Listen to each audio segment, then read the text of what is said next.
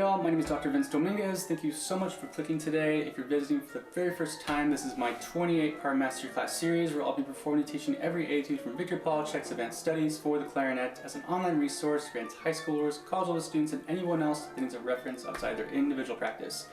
In the Advanced Studies, Victor Polatschek wrote these etudes based on orchestral excerpts, large works, musical styles, and many different composers. On the whole, I love these etudes because they provide us a fantastic opportunity to explore a wide range of genres while addressing all aspects of clarinet technique.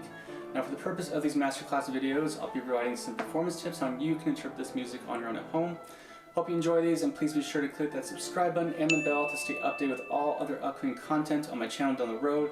With all that being said, let the performance begin.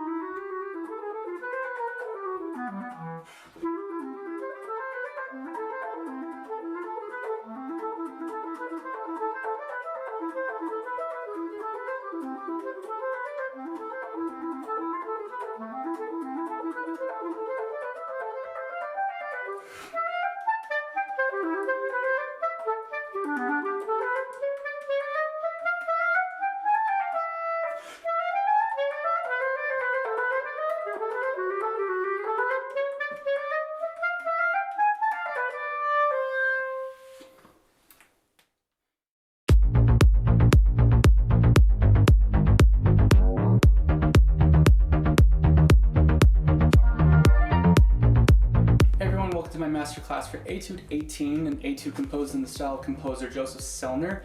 Born in 1787, Sellner was a well-known oboist that played in the court orchestras of Vienna and also served as a professor of oboe at the Vienna Conservatory. He was responsible for the advancements of the mechanisms of the oboe, adding extra levers to the B-flat, F, and D-sharp keys. Sellner's 13-key oboe was the most advanced instrument of this time and became the model for instrument makers in Austria and Germany. As a composer, he was most well known for his concerti and a method book that has also been transcribed for saxophone. So getting into the music, this material that we're working with in this book, in this etude, is likely inspired from a mixture of Sellner's oboe method book and concerti works. Taking a quick look at the structure of this piece, it's ABA form, so we have one idea, then a second idea, back to the first idea. It's scored in D major 2/4 time with a tempo marking of allegro moderato. I would say maybe tempo is 110, maybe a little bit faster if you like. We're really trying to get a good sense of the articulation style in this. There's a lot of large intervals over the break. There's a lot of really tricky things in here despite the fact that it looks like a very easy tune on the page. So overall, I believe the main objective for this etude is going to be articulation and consistency between the throat tones and the clarion register. Now, about a third of the way through this study, we modulate to B minor for an extended B section that repeatedly crosses the break. While I would say that this particular study is probably one of the most straightforward concepts in this book, we can still gain a lot from taking time to focus on the details, as always. For successful performance of this etude, take time to map out the patterns found throughout and identify all the instances where alternate and chromatic fingerings might be of use.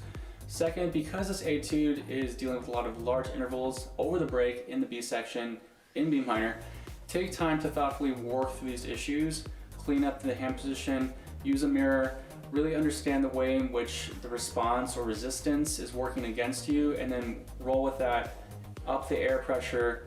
You know, you kind of have to always be doing some balancing as a clarinetist. I think as clarinetists, we're always trying to constantly create our concept of sound by balancing the air, resistance, the quality of our equipment, the reeds.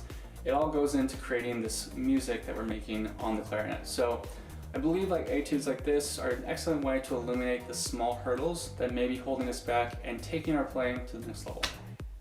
So starting off in measure 1, beat 1, we have a playful melody that begins us with a pickup.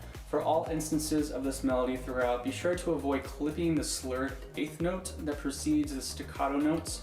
In general, I always just assume that unless it's indicated, I play everything full value, more often than not. That's going to be the way, most conductors and I think teachers would prefer things to be played. If it has a staccato, then you play short, but I always try to play things full value unless otherwise indicated. Now, musically speaking, when I rehearse this, I place a little bit more emphasis on each repetition of the original theme, also trying to make sure that I'm adding dynamic intensity through the chromaticism found through the ascending lines. Additionally, I also made a point to utilize my chromatic alternate fingerings if and when possible. So moving into the B section at measure 33, we have a dense passage that will require us to place a little bit more attention on the right hand. Now throughout this, we have many intervals that meander between a written B4, so keeping the right hand position in mind will definitely be the key to success, also making sure to vent those throat tones if and whenever possible. For example, let's take a look at measures 33 through 35. In this short section, we are going to have an inverted B minor triad that moves to embellish F sharp major triad. In B2, I'm going to make sure that I keep my right hand down between the C sharp and the A sharp so that I can prep for the long B that follows. This is generally what I'm doing throughout this section, the entire B section, so I'm giving you one general tip to really carry through this entire section. Try not to micromanage every single section because, it's the same concept, so if you can really learn this well and then apply it, it'll make this entire B section that much easier. So, apart from the instances at measure 33 where we have a long B, let's now move on to measure 35 where we have an interval of a D4 to a B4 at the end of B2. In this instance, we cannot vent with the right hand because if we did, we would have a quarter tone and it would be severely out of tune. So because of this, we have to just really keep our hand position very close to the keys, curved, no more tension than we need to press the keys down. I'm really trying to focus on limiting the space as much as possible between my fingertips and the keyboard so that I'm able to create a clean transition between this interval. Since we're also going between distinct registers, you may also find that moments like this tend to be a little bit more resistant. They might require small adjustments in the air pressure and the voicing.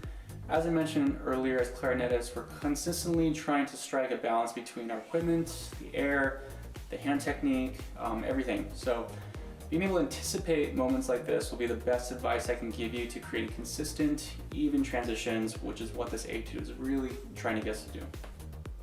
And with that, we've reached the end of Etude 18 in Victor Polatschek's Advanced Studies for the Clarinet. Having reached the end of this masterclass, I hope you gained a little bit of knowledge that prepares you for a very fun performance in the future.